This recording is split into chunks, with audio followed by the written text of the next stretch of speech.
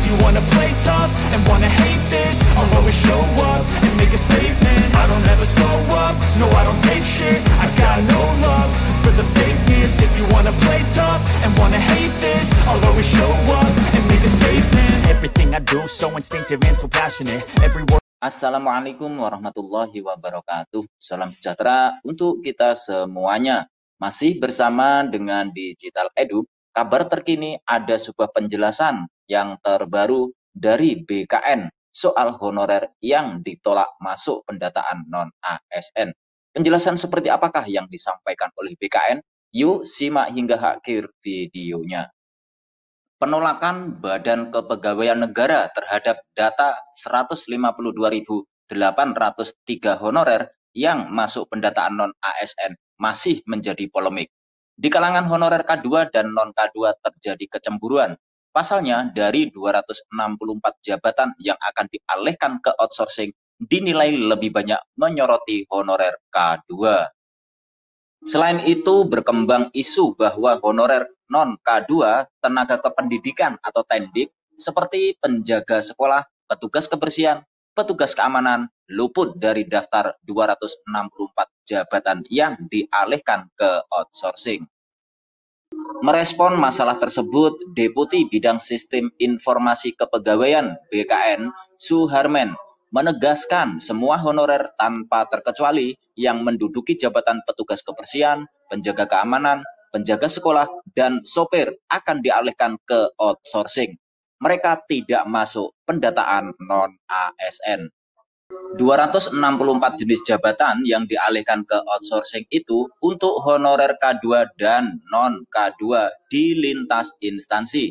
Nggak ada kekhususan bagi honorer di bawah Kemendikbudristek, tegas Deputi Suharmen yang dihubungi secara terpisah. Suharmen menyebutkan dasar hukum BKN dalam pendataan non-ASN ini adalah mengacu pada surat Menpan RB nomor B-185-M.SM.02.03-2022 dan juga surat Menpan RB nomor B-1511-M.SM.01.00-2022. Di dalam surat tersebut tidak ada kata kecuali sehingga semua diperlakukan sama. Sebelumnya, BKN menolak data 152.803 honorer yang masuk pendataan non-ASN. Data tersebut sudah diumumkan BKN lewat uji publik pendataan non-ASN sebagai rujukan masing-masing instansi untuk mengumumkan jumlah honorernya. BKN mencatat 152.803 data non-ASN per 7 Oktober 2022 sejumlah jabatan seperti pengemudi, tenaga kebersihan, dan satuan pengamanan, serta sejenisnya tidak sesuai dengan kedua surat Menpan RB tersebut.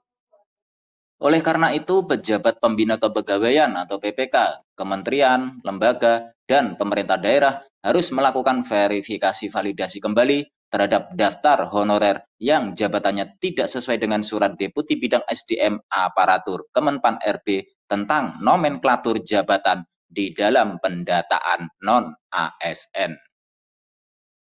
Dalam hal ini telah disampaikan kepada PPK instansi melalui surat BKN nomor 33302-BSI.01.01/SD-K-2022 tentang jabatan yang tidak sesuai dengan ketentuan pendataan tenaga non-ASN di lingkungan instansi pemerintah.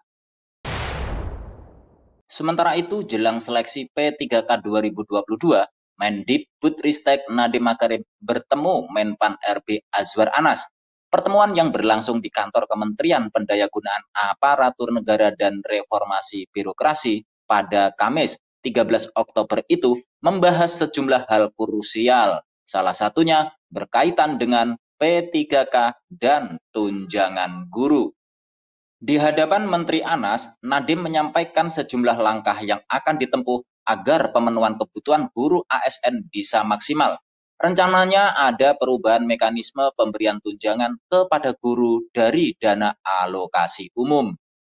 Saat ini dana tersebut ditransfer melalui Pemda setempat, kemudian didistribusikan kepada guru. Namun, Menteri Nadiem ingin mempersingkat alur birokrasi tersebut, sehingga pemerintah pusat langsung mentransfer ke rekening guru. Hal lain yang disampaikan adalah perihal peningkatan profesionalisme dosen, termasuk dosen dari P3K. Menteri Nadiem berharap guru maupun dosen P3K bisa menjadi solusi menciptakan flexible and performance workforce dalam ASN. Menurut Nadiem, Kemenpan RB dan Kemendikbudristek bisa melakukan transformasi SDM bersama, sehingga mewujudkan visi Presiden dengan cepat. Potensi kolaborasi antara dua kementerian ini menurut kami adalah kemitraan yang punya potensi revolusioner terhadap SDM.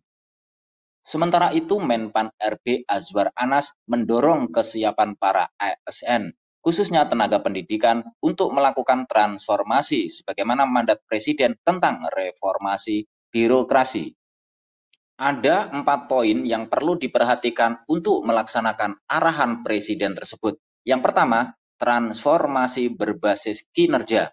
Pemerintah mendorong transformasi dari segi organisasi, kepegawaian, maupun sistem kerja dalam penyelenggaraan birokrasi di Indonesia. Kedua, birokrasi itu harus berdampak. Ke depan, ASN harus menjunjung tinggi birokrasi yang baik sehingga berdampak pada pelayanan publik yang prima.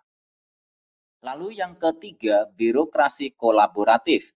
Menteri Anas mengatakan pemerintah kolaboratif nantinya bisa mewujudkan pemahaman lebih baik untuk memecahkan masalah kompleks yang melibatkan banyak pemangku kepentingan.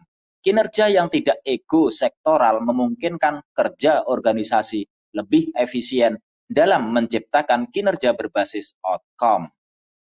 Dan yang keempat, birokrasi yang melayani. Pembangunan kualitas layanan tak luput dari peran para pimpinan. Menteri Anas mencontohkan, semasa menjabat sebagai bupati, dia mendorong jajarannya untuk memberikan pelayanan maksimal kepada masyarakat, di antaranya melayani dengan senyum, dan bertindak cepat dalam menangani keperluan masyarakat yang datang. Demikian kabar hari ini, semoga bermanfaat. Terima kasih sudah menonton Digital Edu. Jangan lupa like, subscribe, dan nyalakan lonceng notifikasi agar selalu update info-info terbaru dari Digital Edu.